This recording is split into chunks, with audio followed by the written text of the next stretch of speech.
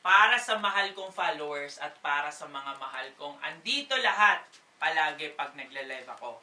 Makinig. Kung wala kang pan-checkout, di ba sabi ko, stay ka lang sa live ko? Makinig. Direct! Bigyan mo ako 10 peraso ng blender pang negosyo! Ayan na! Yan yung sinasabi ko. Anong basket yan? Basket! Number 1! Ipakita mo, basket number 1. Pakita mo sa camera natin. Dito. Yan, sa camera natin.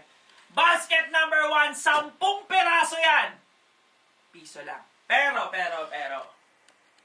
shipping fee, ikaw na lang magbabayad. Guys, piso na lang to. Nasa 2,000 to 3,000 pesos to. Ilalapag ko piso lang dyan sa basket natin. Okay? Okay? Comment, piso sale sa mga ready na.